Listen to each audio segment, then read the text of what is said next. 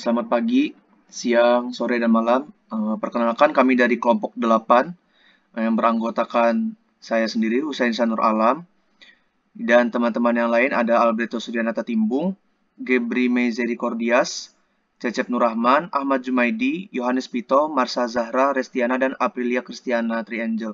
Pada pembahasan kelompok kami hari ini, kami menjelaskan tentang pedoman umum ejaan bahasa Indonesia yang mana memfokuskan kepada penulisan unsur serapan bahasa asing. Baik, di sini saya akan menjelaskan pengertian unsur serapan. Apa itu unsur serapan? Unsur serapan merupakan unsur bahasa asing, baik itu bahasa daerah ataupun luar negeri, yang kemudian ejaan, ucapan, dan penulisannya disesuaikan dengan penuturan masyarakat Indonesia untuk menambah kosakata. Menurut Kamus Besar Bahasa Indonesia atau KBBI, pengertian kata serapan adalah kata yang diserap dari bahasa lain berdasarkan kaidah bahasa penerima. Oleh karena itu, dapat dikatakan bahwa kata serapan bisa disebut sebagai kata serapan jika memenuhi kaidah-kaidah bahasa, khususnya pada bahasa Indonesia. Untuk selanjutnya dapat dilanjutkan oleh teman saya.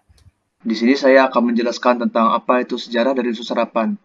Sejarah telah menorehkan bahwasannya bahasa Melayu atau bahasa yang menurunkan kepada bahasa Indonesia telah banyak menyerap dari bahasa asing.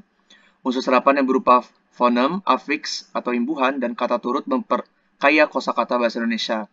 Secara positif, eh, kehadiran kata-kata serapan dapat mempertajam daya ungkap dari bahasa Indonesia, yang mana menurut pendapat dari Sudarno, bahasa sumber adalah bahasa yang memberi kepada bahasa lain atau bahasa yang kata-katanya diambil oleh bahasa lain. Pada awalnya ada 5 bahasa di dunia yang terkenal, yakni ada bahasa Yunani, bahasa Latin, bahasa Sanskerta, dan bahasa Cina. Dan juga ada bahasa Arab. Bahasa Yunani dan bahasa Latin menjadi sumber pengambilan bahasa-bahasa di Eropa, seperti bahasa Inggris, Prancis, Jerman, Spanyol, dan sebagainya. Kemudian, untuk bahasa Cina itu dijadikan sebagai bahasa sumber dari negara-negara yang ada di Asia Timur, seperti Jepang, Korea, Vietnam, dan sebagainya. Kemudian ada bahasa Sanskerta yang mana pengambilan bahasa ini itu digunakan pada negara-negara di bagian Asia Selatan seperti Burma, Muang Thai, Kamboja, dan Indonesia dan sebagainya. Kemudian ada bahasa-bahasa Eropa lainnya seperti bahasa Portugis dan Spanyol. Dan bahasa Indonesia juga menyerap dari bahasa Arab. Selanjutnya, ciri-ciri unsur serapan. Berikut di bawah ini ada beberapa ciri-ciri utama dari kata serapan yang perlu diketahui. Di antaranya yaitu umumnya sebuah makna tidak berubah. Di sini saya memberi contoh yaitu makna dari kata berlayar, di mana dulu kata berlayar hanya digunakan untuk kapal atau perahu yang menggunakan tenaga angin. Tetapi pada masa sekarang, kapal perahu banyak yang menggunakan mesin, namun tetap saja menggunakan kata berlayar untuk menyebut perjalanan di air. Kedua, mempunyai makna yang tunggal. Makna yang tunggal hanya menyampaikan atau menjelaskan satu peristiwa saja, tidak mempunyai kata sinonim ataupun antonim, dan pengertiannya pasti. Selanjutnya, akan dilanjutkan oleh teman saya. Penyerapan sebuah kata asing menjadi kosakata dari bahasa Indonesia. Beberapa proses dari kata bahasa asing tersebut bisa diserap menjadi bahasa Indonesia. Perlu mengalami beberapa proses di dalamnya. Berikut ini merupakan jenis-jenis kata serapan yang berdasarkan proses penyerapannya. Di antaranya, yang pertama, adopsi. Proses penyerapan kosakata asing tanpa mengubah ejaan, pengucapan, dan penulisan. Biasanya, kata serapan yang terjadi dalam proses adopsi ini harus memiliki makna yang sama dengan bahasa Indonesia. Contohnya, kata serapan yang termasuk ke dalam proses adopsi ini yaitu supermarket yang memiliki arti sebagai supermarket juga, formal yang memiliki arti formal juga, dan sebagainya. Yang kedua, adaptasi. Proses penyerapan kosakata-kata asing dengan perubahan ejaan atau pelafalan yang sesuai dengan kaidah bahasa Indonesia. Persamaan adaptasi dengan adopsi adalah makna yang pada kata serapan tetap sama. Salah satu contohnya adalah kata maksimal yang diserap dari kata maksimal yang artinya sama, hanya penulisan yang berubah. Yang ketiga, terjemahan. Proses penyerapan kosakata asing dengan mengambil konsep dasar dari bahasa asalnya, kemudian diterjemahkan ke dalam bahasa Indonesia. Contoh kata serapan dari proses terjemah yang saat ini kita temui yakni spare part yang diserap menjadi suku cadang, azab yang diserap menjadi siksaan, dan masih banyak kosakata yang lainnya. Dan yang keempat, kreasi, hampir sama dengan kata serapan terjemahan, tetapi kata serapan kreasi ini tidak harus sama dalam bentuk dengan kata asalnya. Kaidah penulisan unsur serapan. Dalam perkembangannya, bahasa Indonesia menyerap unsur dari berbagai bahasa, baik dari bahasa daerah seperti bahasa Jawa, Sunda, dan Bali, maupun dari bahasa asing seperti bahasa Sanskerta, Arab, Portugis, Belanda, Cina, dan Inggris. Berdasarkan taraf integrasinya, unsur atau kaidah serapan dalam bahasa Indonesia dapat dibagi menjadi dua kelompok besar, yaitu pertama, unsur asing yang belum sepenuhnya terserap ke dalam bahasa Indonesia. Maksudnya adalah unsur asing tersebut dalam pengucapan dan penulisannya masih mengikuti cara asing.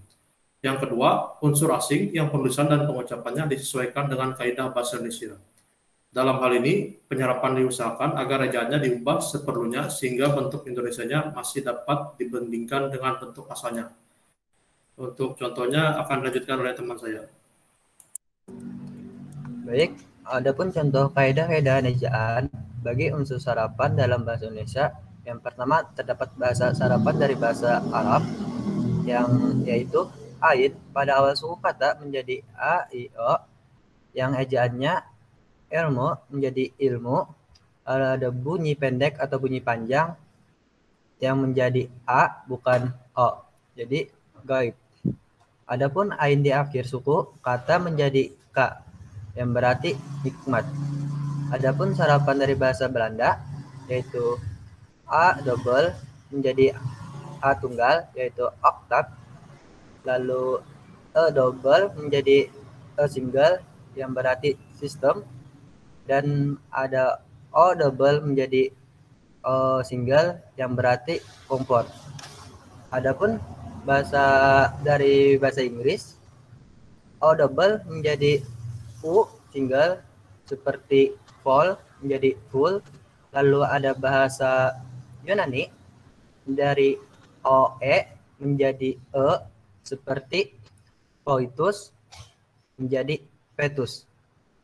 Selanjutnya akan dilanjutkan oleh teman saya.